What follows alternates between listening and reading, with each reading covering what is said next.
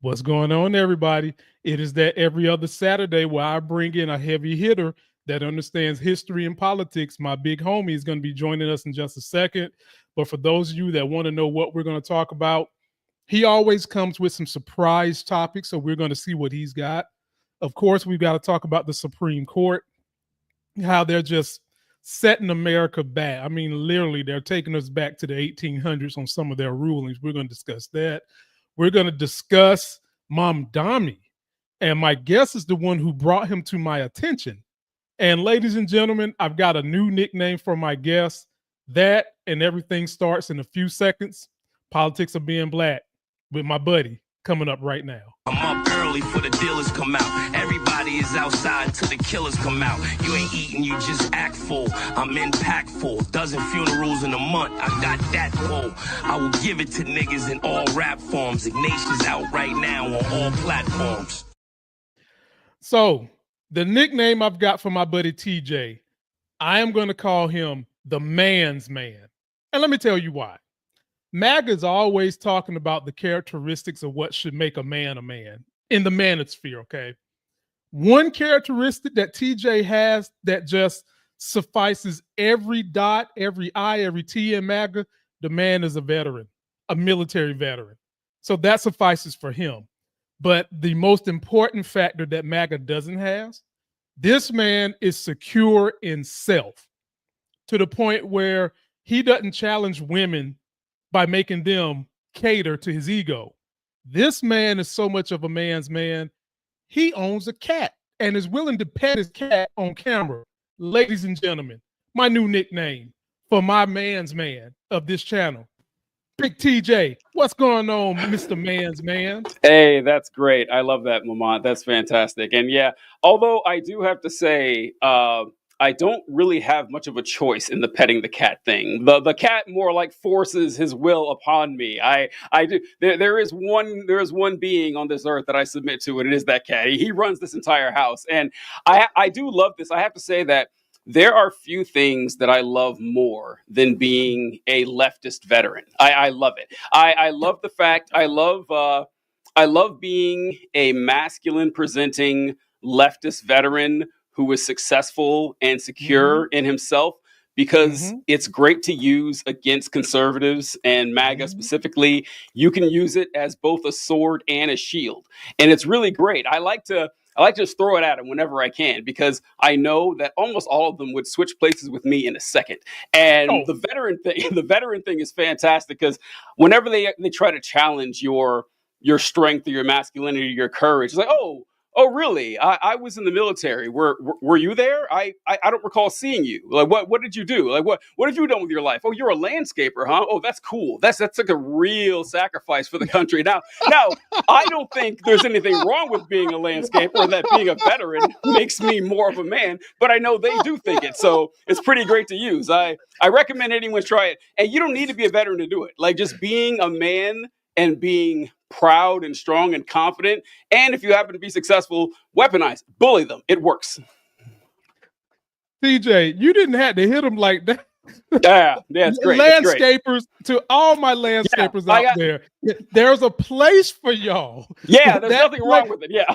Yeah, but that place does not supersede sacrificing his ass, his life, his time for the country. Sorry. If it wasn't for what he did, you wouldn't be able to be a damn landscaper in the first fucking place. I would just keep it 100 with him. But there's a place for you landscapers. We're not saying y'all need to be excluded. Right, exactly. No. That's not our philosophy, but we know it's there. No. You could, it's No, go ahead. Hey, look, this show is safe space for you, my brother. Yeah. Anytime you want to go venture off.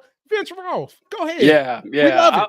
I was just thinking there was a great Dave Chappelle bit he did. I can't remember what the bit was, but he ended it by saying, "Do I come to your job and knock the broom out of your hand?" That's something that I would use. That would be a great thing. Now, once again, nothing wrong with custodial work. It's respectful, It's honorable, and I take as much pride in them as anybody else. But I know they do. It's kind of like how I use homophobia against them. I don't think there's anything wrong with being gay at all. I think it's fantastic. I think it's not just a form of sex, but it's a form of love, and it should be respected as such. But if I can weaponize it to make fun of conservatives, you bet your ass I will. I'll do it every single time. Yeah. So. We have to, because TJ understands what it means to tell a good story, to try to pierce the veil of delusion that MAGA lives underneath. If you can't tell a compelling story, it becomes hard to get inside that delusional bubble. And the story TJ can pull out, TJ's gun, if we were the Avengers and I'm Tony Stark and I'm about to put on my little suit and I say, TJ, where's your gun? And we're fighting MAGA, all he's got to say is, oh, I'm a vet. Yep, And perfect. So is my homie that's checking us out today, Gary Green, is a vet. Appreciate you coming through. Tim, what's good? Faith, Family, Fun Rules, what's good? I want you all to please, I finally got my little organization together. You can find everything you need to know about me on beacons.ai/politics of being black. There you can see my IMDb. You can see the show that I do with TJ. You can see the show that I do with Claire. You can follow my Twitter. You can also leave us a voicemail, including you, MAGA, of 30 seconds or whatever you want to vent. And if it's good enough, we will play it on the air. Having said that, TJ, you know what time it is. I've had it. We've had it. That's my homage to the good ladies over at I've Had It podcast. And I've even got some theme music that one of them gave me a little like on. So I'm going to hit the theme music, TJ. Then you go ahead and dive on into whatever it is that you've had it with this week.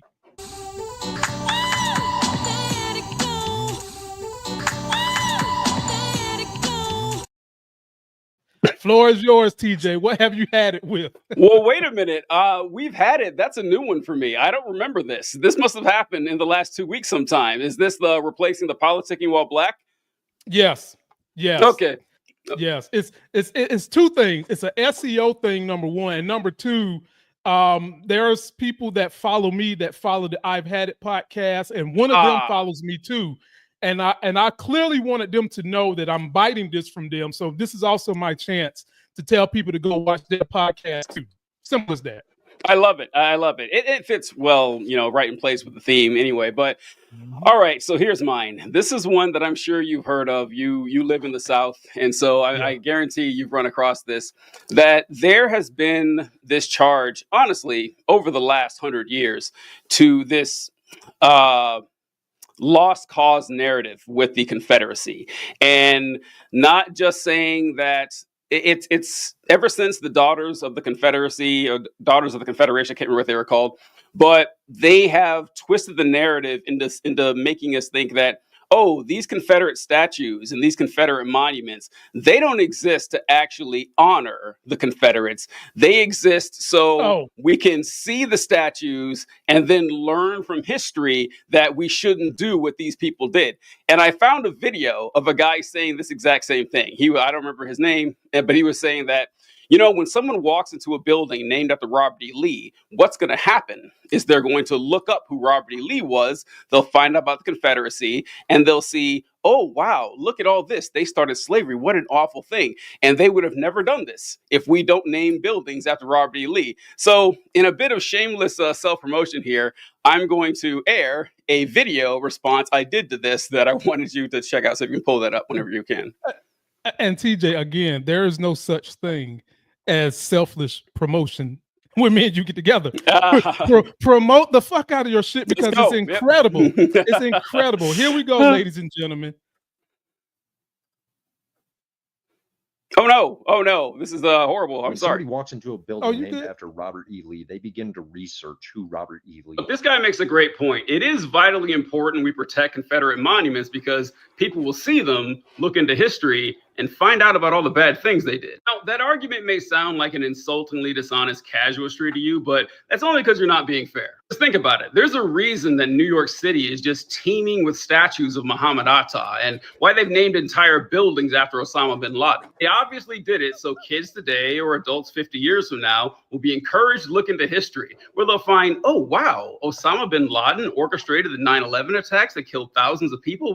How awful. What a terrible person. I'm so glad we named a school after him. Otherwise, I may not have ever known this. This is why we have a statue of John Wilkes Booth outside of Ford's Theater in D.C., or why they have entire public libraries named after Lee Harvey Oswald in Dallas, Texas. Hell, this is why the current NBA champs or a basketball team named the Oklahoma City Bombers, you know, in case sports fans want to learn about Timothy McVeigh. But what's really funny about them asserting we have some sort of statue-based education program, which is insane, by the way, because like I would never know anything about the French Revolution because I've never actually seen a statue of Robespierre, or ridiculous. But if we roll with this, you guys could be building statues to Nat Turner, or naming bridges, roads, and state holidays after John Brown, you know, people who actually fought against slavery. But no, that's not the case. Instead, you'd rather spend all your time defending these heroic statues built in honor of men whose only significant contribution to history was fighting for a state that wanted to keep Black people specifically enslaved in perpetuity, which is what the Confederacy fought for. It's in the first article of the Confederate Constitution. You guys can read it yourself, assuming that you can, but give it your best shot. See what you can find. All right. So yeah, I'm sorry, man. Look, now see, I told y'all, when you go to this man's channel, you're gonna be blessed. That's a good one. You won't regret it. You won't regret it, folks. Yeah. Look, TJ, of course you know I'm with the sentiment, because they wrongly always try to justify having that bullshit up from the traitors of this nation. That's not the only way they do it, ladies and gentlemen. They also try to pull this. It's not about the statue. It's about the legacy of our family. Okay. Go ahead. You mean to tell me you are proud of your family member trying to enslave a group of people and then killing? Okay, let's say you could care less about Black people. That person killed other white Americans. You're happy about that. And then secondly, you want us to know that history, but you don't want that history taught in schools. Make it make sense. Make it make sense. Yeah, it's what bothers me is that it's dishonest. That's what bothers me more than anything else, that they will tell you that slavery is bad, what the Confederacy did was bad, but it's important that we honor this legacy. And the question is why? Well, like why? What is so if you actually believe that what the Confederacy was bad, never mind the fact that you love the Confederate flag, you love naming military bases, schools, roads, buildings, statues after Confederate generals, never mind the fact that states' rights was the Confederacy's rallying cry, and it's still conservative rallying cry today. Like that all put aside, what exactly are you proud of here? Because what Lamont said is true. I have no respect at all for, well, these people were my ancestors, therefore I have to honor them. No, you don't. No, you don't. And the example I use is this, that if you look at like ancestry with genealogy and stuff, you can get your DNA checked. Like the average Black person in the United States is 20% white.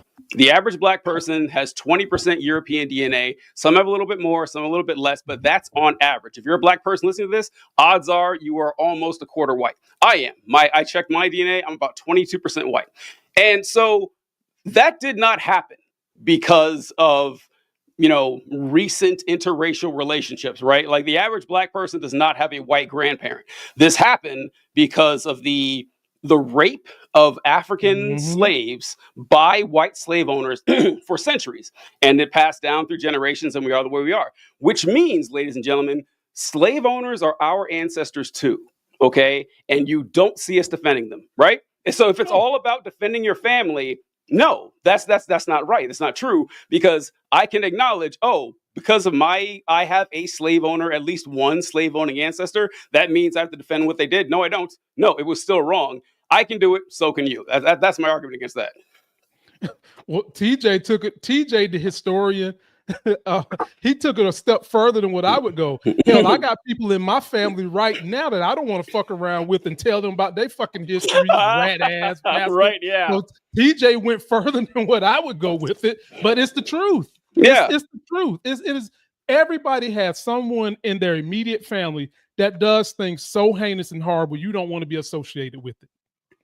But you moms of liberty and folks in that nature keep trying to tell us without telling us you want to be associated with killers, criminals, rapists, traitors to the nation, and you want us to believe somehow or another that heritage is good, but you don't want it taught in schools.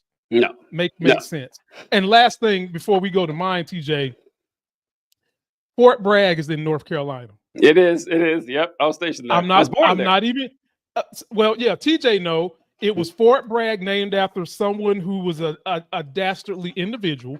Then they changed the name to keep up with, we don't want to have our military bases named after these fucktards that fought for the Confederacy. Well, guess what happened, TJ? Trump comes in, changes it back to Fort Bragg, but not the original Fort Bragg, this bum that really didn't do nothing, Fort Bragg, as a way to folks who don't know history to still think it was the same bum as Fort Bragg. I can't make it up. Yeah, so Fort Bragg, North Carolina, where I was born, and I was stationed there before I moved to Indiana years ago. But it was named after General Braxton Bragg, who was a Civil War commander for the Confederacy. Once again, another person whose sole significant contribution to history was fighting for the right to keep Black people enslaved in perpetuity. And for some reason, there is a military base named after this guy. And they went to change. This came along a few years ago where the Department of Defense said, we're going to rename all of these bases. There are a lot of bases named after Confederate generals. Fort Bragg, Fort Benning, Fort Lee, Fort Polk. There's several of them. And what they did usually with these bases is they took the name and they changed it to someone else who had also done something for the nation. I can't remember the names of the other ones. Fort Bragg was different, though. Fort Bragg, they changed to Fort Liberty, which I have to say, dog shit name. I hated the name Fort Liberty, North Carolina. It sounded awful. It's like, say what you want about Braxton Bragg, but the name sounds cool. Fort Bragg is a cool sounding name. I got to admit that. But yeah, what Lamont said is correct. They ended up going back in and saying, oh, we're changing it back to Fort Bragg, but it's not named after Braxton Bragg anymore. It's named after some private, I think, who got a Medal of Honor for driving an ambulance during World War I. I can't remember. It was something like that. But someone you've never heard of. Him. That's him. That's him. Yeah.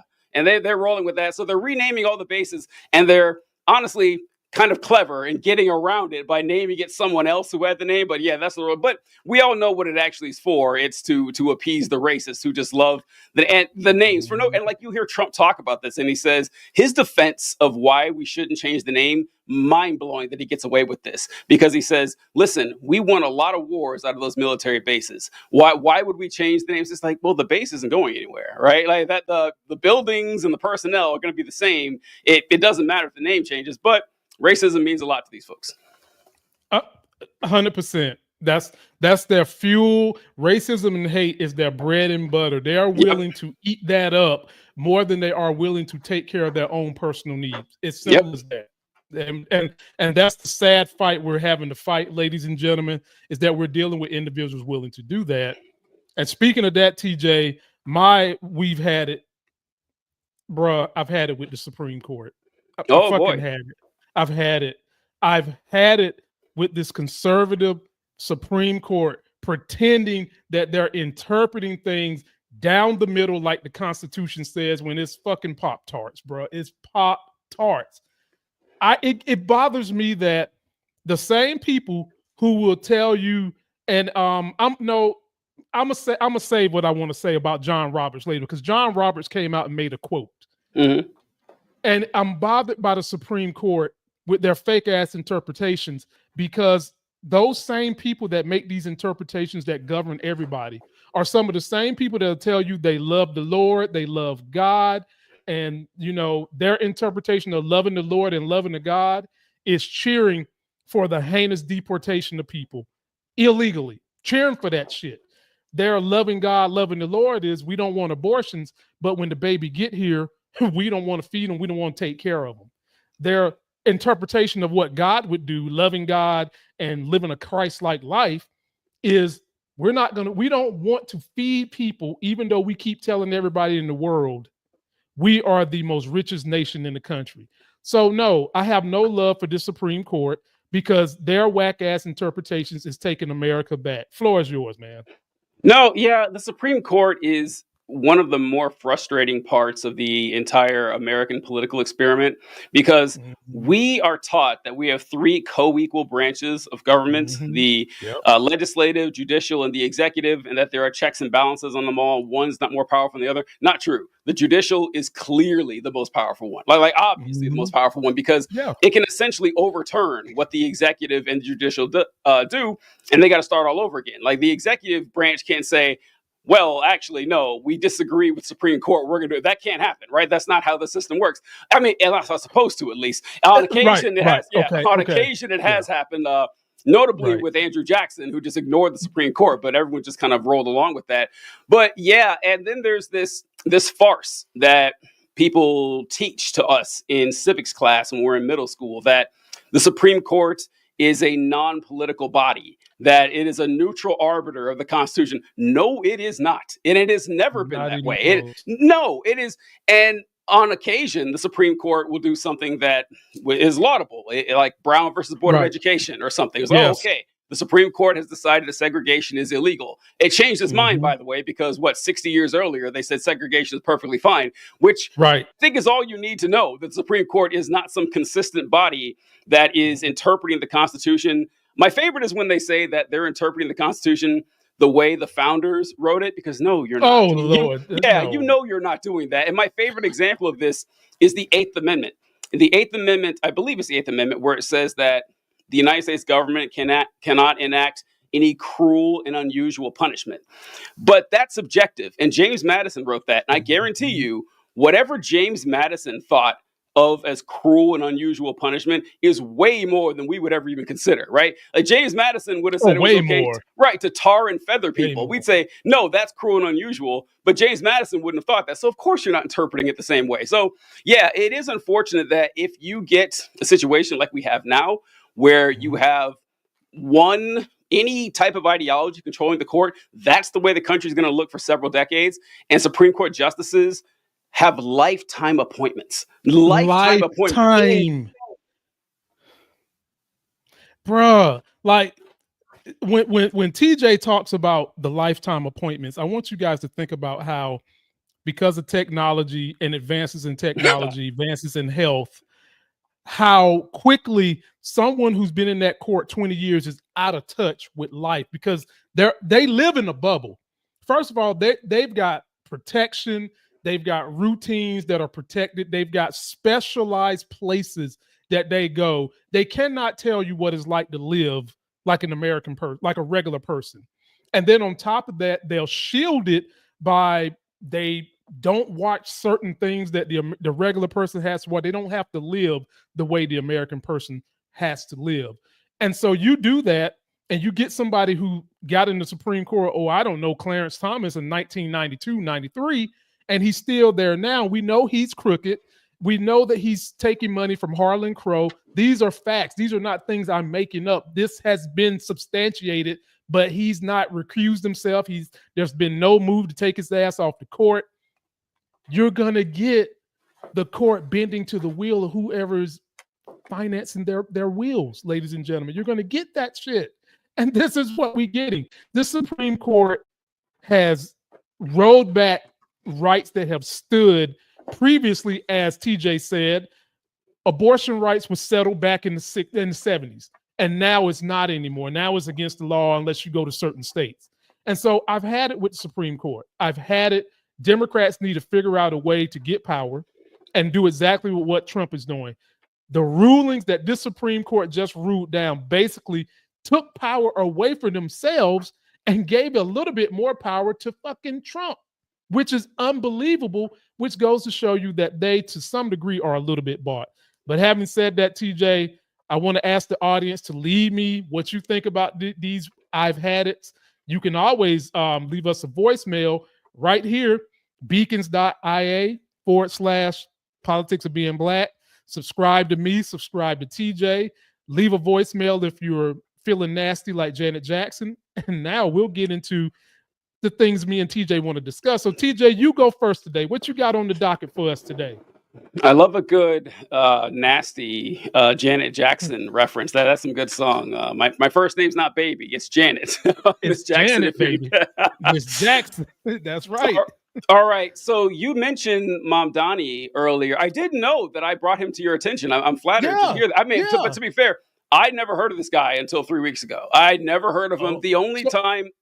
So when you told me about him, it's kind of when you first had kind of heard Basically, about him. it's only because a few days earlier I saw that clip of him doing the debate in New York when they were asking all the mayors what their thoughts were on Israel's existence as an ethno state. That was my first time hearing of him. I didn't know he was a socialist. I didn't know anything about his policies, but his answer, for those of you who didn't see it, his answer was, "Listen, look, because of you, he was going to be one of my subjects, so I'm glad you're taking it." Perfect. Not only do I got the clip in which you brought it to my attention, but I've got another clip that really, really ingratiated him to the people of New York and put his ass on the map for a lot of people who are tired with the establishment Democrats. And I don't know if you've seen this one, but I've collaged them together. So let's take a quick look at it. Let's do it. Here we go. Just say the name right, Mamdani. This is a man who has done nothing. Former Governor Andrew Cuomo tried to turn the tables on the 33-year-old socialist nipping at his heels. He has zero accomplishments. I want to be very clear. Now he thinks he's going to be ready to be mayor. But on the subject of experience, Queens Assembly member Zohran Mamdani flipped the script. I have never had to resign in disgrace. I have never cut Medicaid. I have never stolen hundreds of millions of dollars from the MTA. I have never hounded the 13 women who credibly accused me of sexual harassment. I have never sued for their gynecological records, and I have never done those things because I am not you. I'd like to go to the Caribbean as my first visit. Mr. Cuomo? Given the hostility and the anti-Semitism that has been shown in New York, I would go to Israel.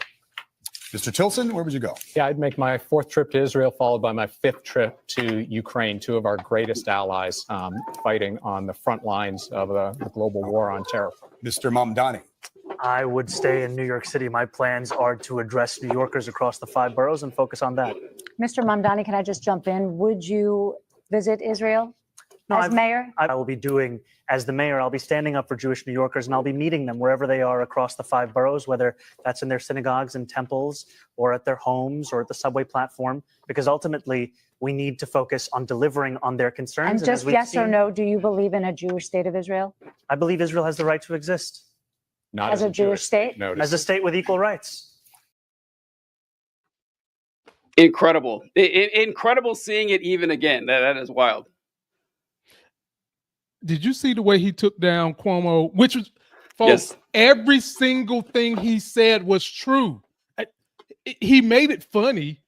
The little line about the women's private information, that was but this is what Cuomo did.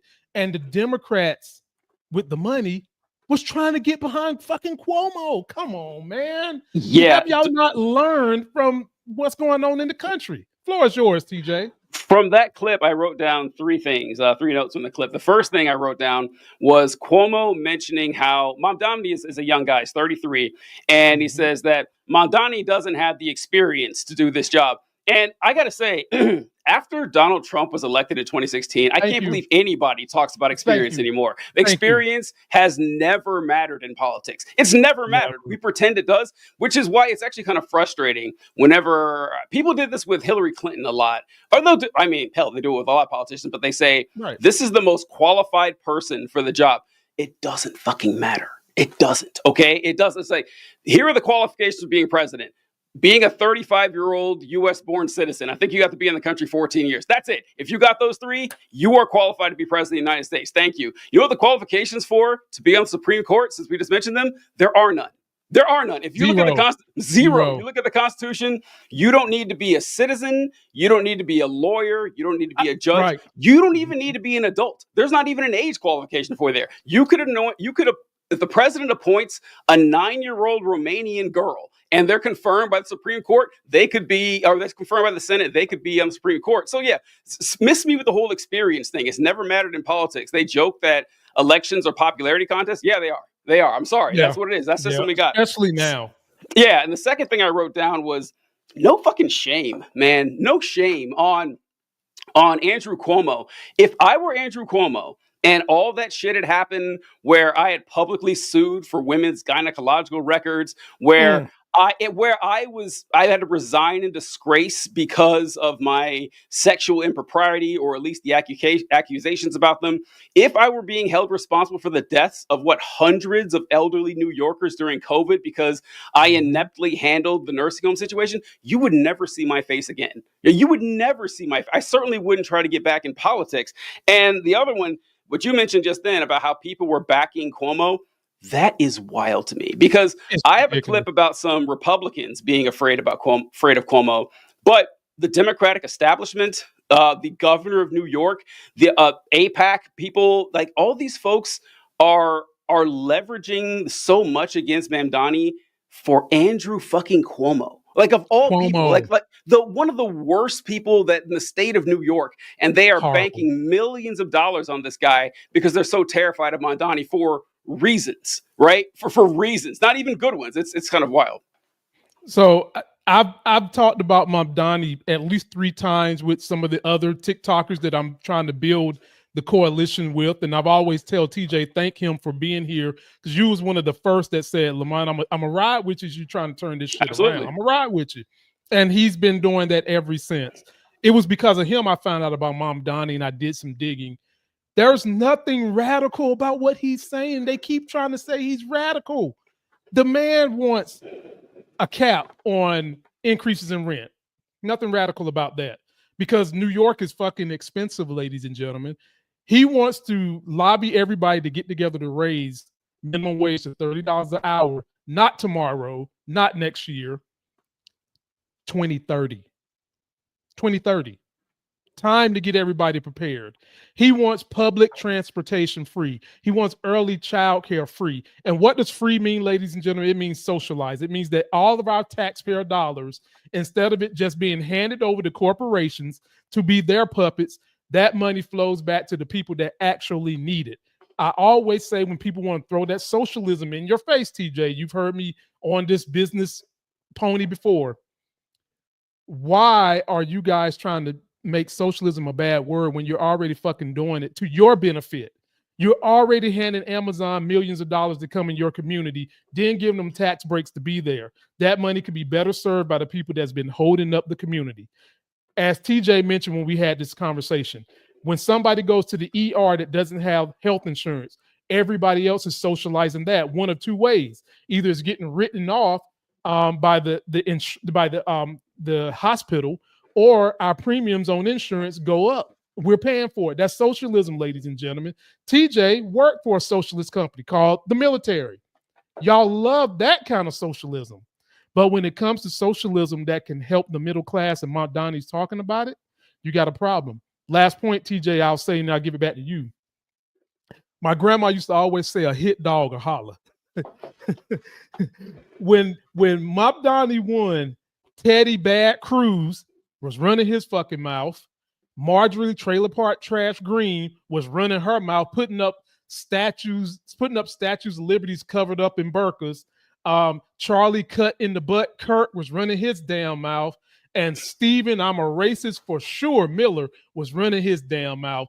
And people, when somebody is coming out with that kind of impact, it should tell you something good for the Democrats, because Democratic presidents and office members tend to be younger, tend to have bold ideas, tend to have progressive ideas. Look at Kennedy, John Kennedy, not RFK, and others who have won. Look at Bill Clinton when he first got in office. Look at Barack Obama.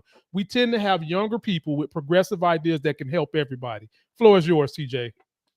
Yeah, this reaction to Mamdani has been pretty incredible. And I'm going to dovetail exactly on what you were mentioning about the Republicans. Now, actually, it's the Republicans and the Democrats, because I have a clip from Fox News. And this is from, I think, Fox and Friends. And on the show, they are talking about Mamdani and they're trashing him. And their guest is Eric Adams. And Eric Eric Adams. Now, Eric Adams last year got in trouble. It was a scandal in which he was using public money to, he was going to Turkey. He was taking bribes from the government of Turkey. That's right, on Turkish Airlines. And so there was this really funny thing when they were looking through the records where he would be flying to like South America, but he would stop in Turkey first because he had to, because he always had to travel on Turkish Airlines since they were bribing him. And the bribe was for something hilarious too. They were constructing a building. Yeah, they wanted they wanted to avoid like a fire code inspection. And so they were bribing him for that. So God knows what else he's been bribed on. Totally corrupt. And then he got Trump to intervene and get the charges dropped. Ever since then, Eric Adams, who is a Democrat, has been kissing up to Trump and Republicans. And can you pull this up, Lamont? Let's see him talking about Mandani. By the way, ladies and gentlemen, Eric Adams is no longer a Democrat at this point. He's an independent. He filed the paperwork to make himself an independent. And TJ, true story. One of my closest friends in social media, sister, worked with Eric Adams and can tell you all the other crooked shit he was doing. If I can twist her arm and she can be safe, one thing that he was doing, he was skimming the money that was going to the public transportation system and had been doing that for years, and then took their retirement and switched it over from 401k to another program that was allowing him to bank money on that shit. That you don't hear about that though. But the mere fact that he went as a Democrat in the beginning to get help from Trump, as a Democrat, that should automatically tell you everything you need to know. Here we go. All right, here we go. Here's Fox and Friends. Candidate, Democratic Socialist. He wants to freeze the rent. He wants city-run grocery stores, social workers to replace the police because that's going to help. He wants $60 billion of debt fund for affordable housing. He wants free buses, no cost for childcare, baby baskets for newborn, and a $30 minimum wage. How can someone vote for this? He's a snake oil salesman. He will say and do anything to get elected. Think about this for a moment. He wants to raise 1%. He wants to raise tax on 1% of New Yorkers' high-income earners. As the mayor, you don't have the authority to do that. You know who has the authority to do that? An assemblyman, which he is. He wants to do free buses. He could have done it at assemblyman. He doesn't understand the power of government and how you must making sure you improve your economy, raise the standard of living. And this is what we've done in the city. And I'm looking forward to being on the campaign trail and showing New Yorkers we can't go backwards. Okay, I've got a lot to say here about this clip. Please. First, I'm not above going below the belt when it comes to, my political opponents, my enemies of the people, as far as I'm concerned. But Eric Adams, I didn't know that about him skimming off the top, or allegedly skimming off the top, according to one of his staffers and everything. But I'm not surprised, of course, because Eric Adams just seems cartoonishly corrupt, even for any random politician, but he doesn't seem particularly bright either. And this isn't, he doesn't seem particularly smart. What was like a police chief before? He was a police officer, then a police chief, and anyone who sounds very similar to Mike Tyson, I don't even know how you won office in the first fucking place. But I digress. I'm sorry. No, I was right about to go there. And this is, I always have to be careful with this because I am fortunate enough to be a decent speaker. So I'm not trying to say that people who aren't particularly good orators are unintelligent. You can be a really bright person and not be good at public speaking. But after a while, let me help preface it so that people don't think that you're being one-sided. Ladies and gentlemen, basically what he is saying and why we do pick on politicians that make these type of fatal mistakes.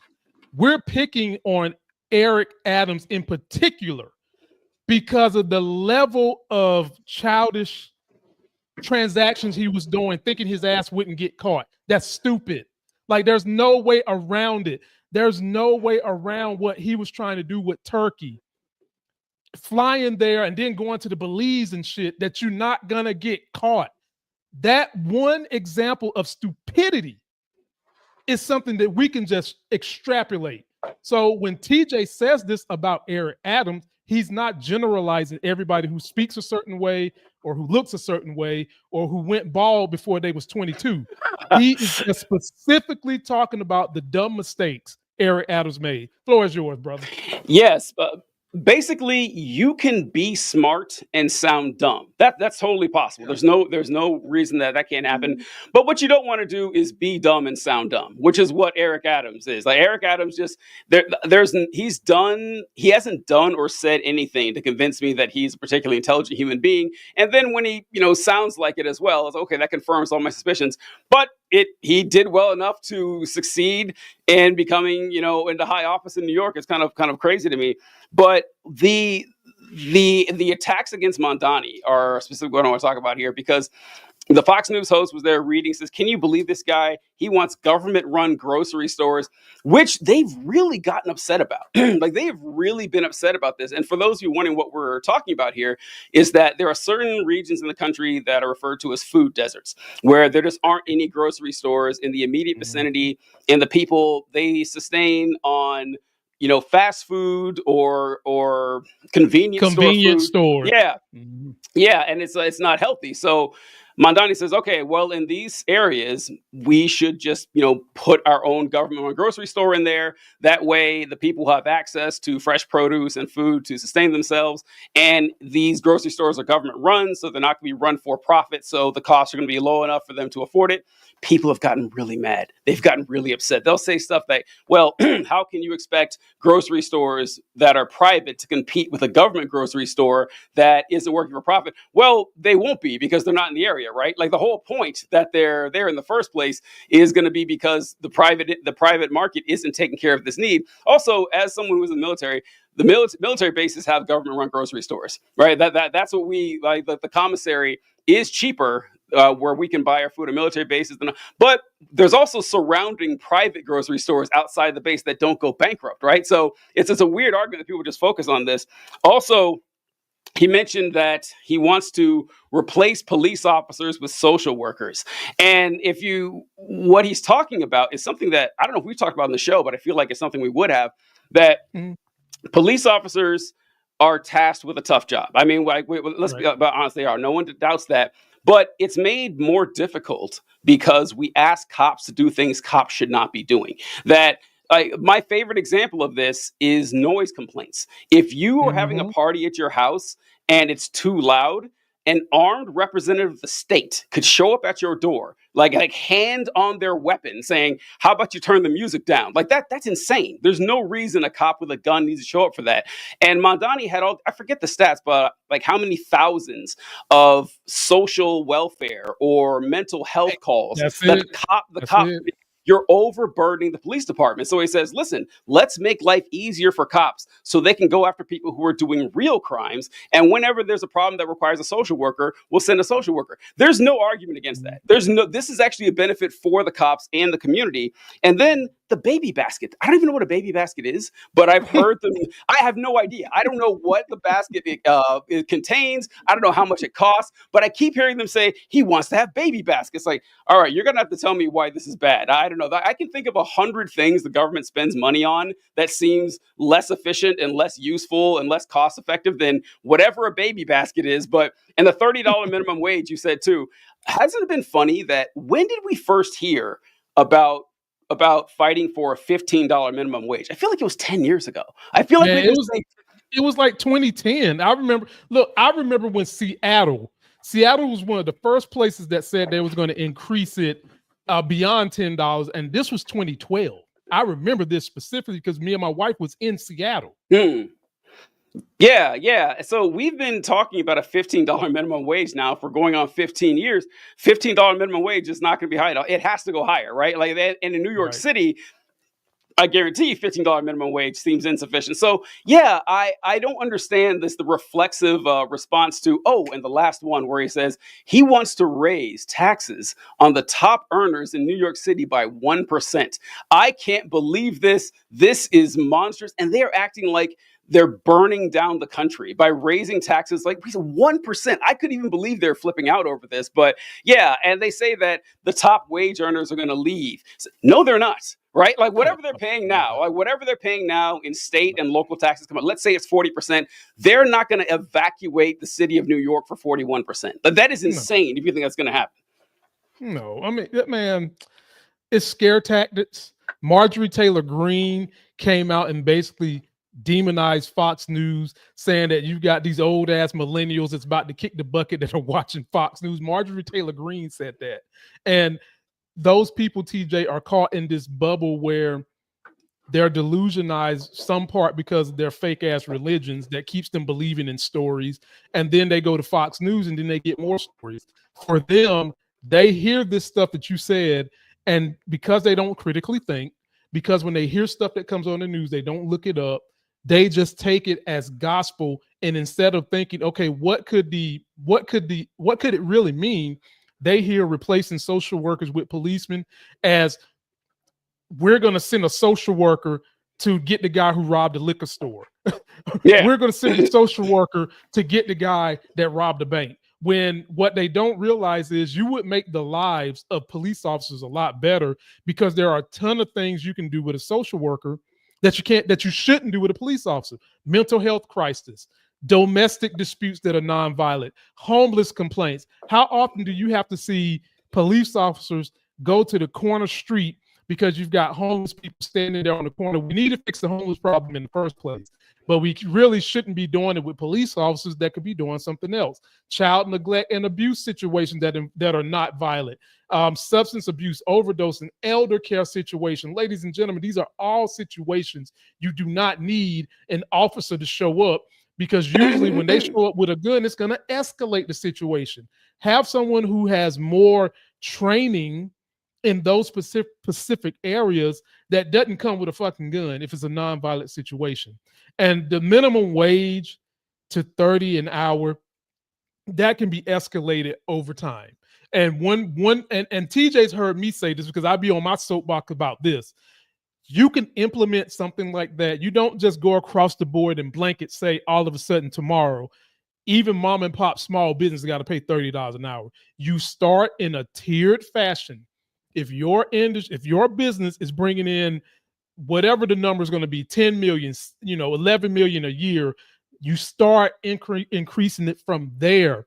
And as the economy gets rolling, then you slowly roll into where you've got the mom and pops paying that fee. And what he's doing with trying to cap housing is what we should have been doing in the first fucking place. Because I always say this to TJ and everybody that'll listen: inflation always benefits the wealthy twice, and it hurts the middle class and poor twice. Because when the government pumps money into the economy, majority of that money goes to the rich. The first leg that gets pumped out goes to the rich. Then on the back end, that money comes back to the rich, because now they have an excuse to say we have to raise our prices because there's too many dollars in the fucking economy. That does not mean me and TJ and everybody else who's middle class and poor got our hands on any of that fucking money. But you got some in the beginning, and then you get to raise prices on the back end, and all that extra money all these companies do is buy back their stocks, ladies and gentlemen. That's how the wealth gap has gone from 3-4 times that is concentrated with the top 10% to the rest of us. All Mamdani is doing is putting a Band-Aid on that situation so that the middle class and the poor can catch up. What is so hard about that if you're poor and middle class? What do you think? You're going to keep waiting for the rich to come save you? If they ain't done it now, their asses is not coming no time soon. The knight in shining armor is not coming.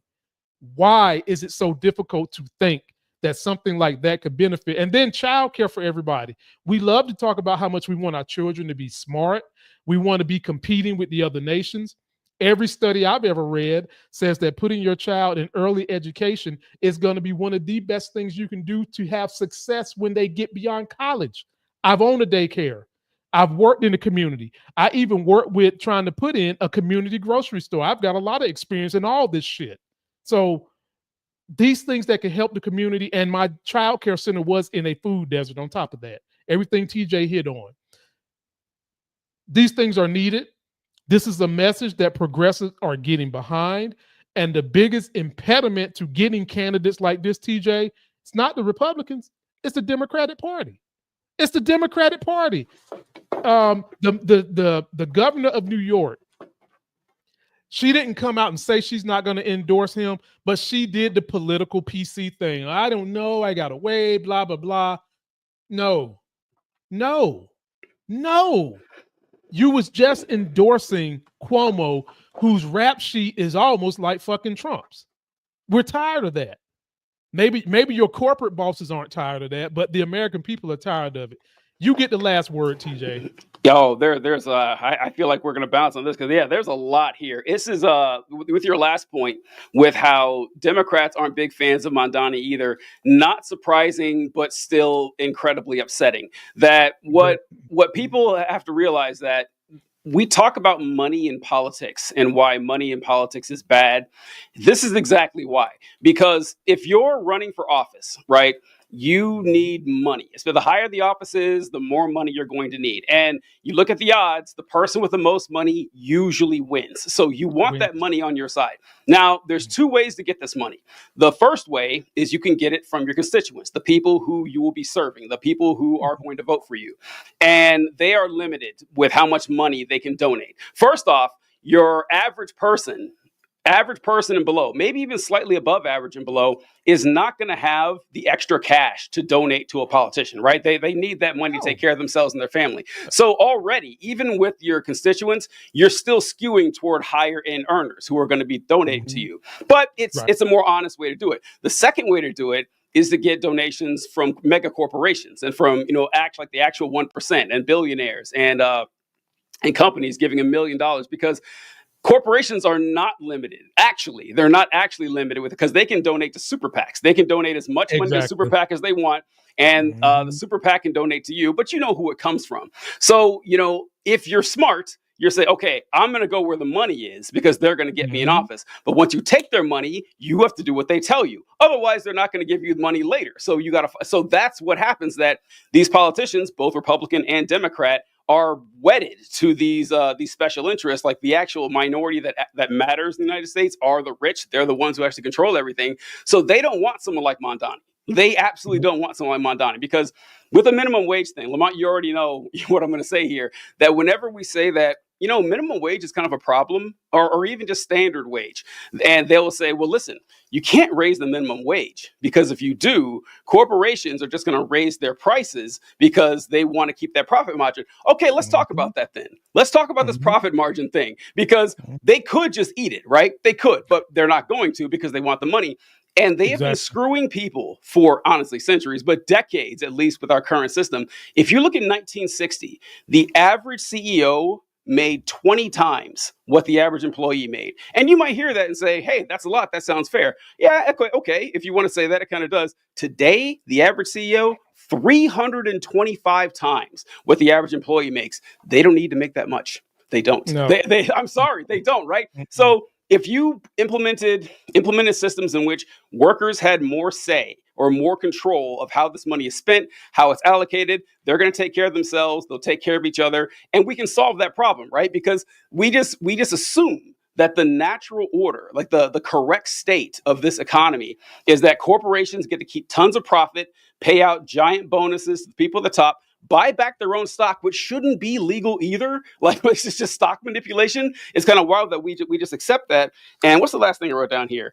I can't read it. But anyway, yeah, that's kind of my problem right there. So yeah, I wish I could read that. I don't even know what that third thing I wrote. It looks like a pay for what we value. That's what I wrote. Because you were talking about your involvement with daycares and grocery stores and everything.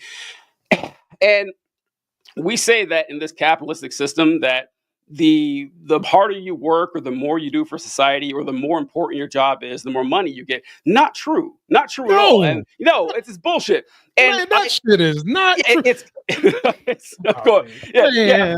So, and I say now, for both those examples, the hardest working people I've ever known have never been the richest people. And I can just speak for myself. Yeah, speak for myself. As I've gotten older, the more money I make, the easier my job gets. It's never been the opposite, right? It's always been the other way around.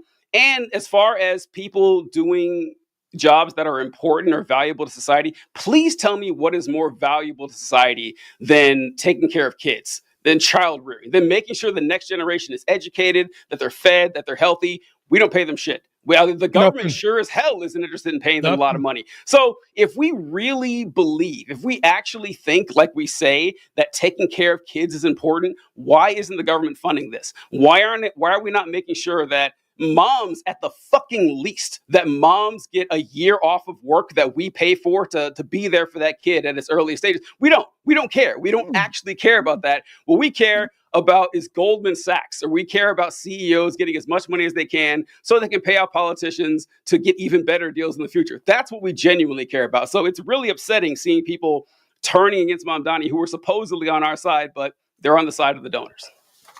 And this is why we've got to vote for as many people similar to Mandani as we can. We got to keep building coalitions as we can, because this has got to stop. We're going to be stuck in this vicious cycle. And TJ, the vicious cycle is not just Democrats shutting the door, but as Democrats twirl their fingers through their hair and keep giving us, as Homeboy said, snake oil salesmen. I call them used car salesmen.